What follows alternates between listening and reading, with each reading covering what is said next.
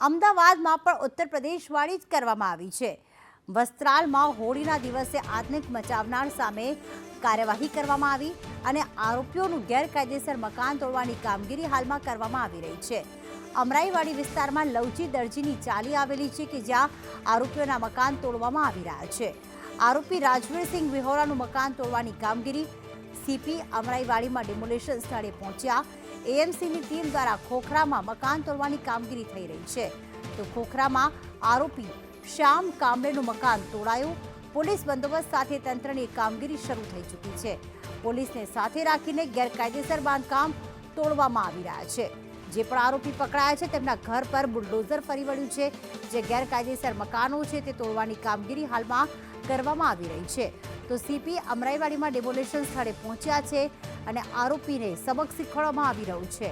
હોળીના પર્વે જે આતંક મચાવ્યો હતો, રસ્તે જતા વાહન ચાલકોને માર મારવામાં આવ્યા હતા, તલવાર અને લાકડીઓ સાથે જાણે કે તૂટી પડ્યા હતા।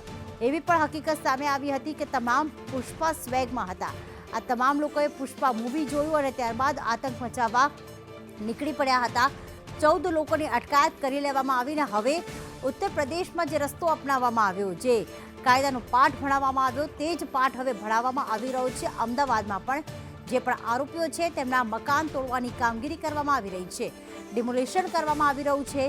સીપી અત્યારે અમરાઈવાડી ખાતે જ્યાં ડિમોલેશન થઈ રહ્યું છે ત્યાં ઉપસ્થિત છે, કારણ કે કોઈપણ પ્રકારની અવ્યવસ્થા ન સર્જાય તે માટે કોર્પોરેશનની ટીમ પોલીસ બંદોબસ્ત સાથે પહોંચી છે અને હથોડા લઈને આ મકાનો તોડવામાં આવી રહ્યા છે। આરોપીઓના ઘરે દાદાનું બુલડોઝર ફરી વળ્યું છે। આપ જોઈ રહ્યા છો કે જે પ્રમાણે 13 તારીખે આતંક મચાવ્યો, લોકોને દંડાવાળી કરી હતી। પોલીસ જ્યારે ત્યાં આવી ત્યારે આરોપીઓને ભગાડીને માર્યા હતા। તો બીજી તરફ આપ જોઈ રહ્યા છો એ દ્રશ્ય કે ગઈકાલે તમામ લોકોની ધરપકડ કરી લેવામાં આવી। લગભગ 14 જેટલા લોકો પકડાયા, આરોપીઓ પકડાયા, 4 હજુ પણ ફરાર। તો આજરોજ તેમને સબક શીખવવા માટે ડિમોલેશન કરવામાં આવી રહ્યું છે તેમના ઘરમાં। તો 4 અલગ અલગ દ્રશ્યો જોઈ રહ્યા છો। 13, 14 અને 15 તારીખ એટલે કે 13 તારીખે સાંજના સમયે આ પ્રકારે આતંક મચાવવામાં આવ્યો। પોલીસે તુરંત જ કાર્યવાહી કરતા તેમને ભગાડીને દંડાવાળી કરી હતી। તમામ લોકોનું સરઘસ કાઢવામાં આવ્યું અને ગઈકાલે વસ્ત્રાલમાં આ જે 14 આરોપીઓ છે તેમને હાથ જોડીને સ્થાનિકોની માફી પણ મંગાવી અને આજે બીજા દિવસે તેમને કાયદામાં રહેવા માટે સબક શીખવાડવા માટે તેમના ઘર પર બુલડોઝર ફરી વળ્યું છે। આ ગેરકાયદેસર ઘર હતા અને પોલીસ બંદોબસ્ત સાથે હાલમાં ક્યાંક આ મકાન તોડવાની કામગીરી કરવામાં આવી રહી છે।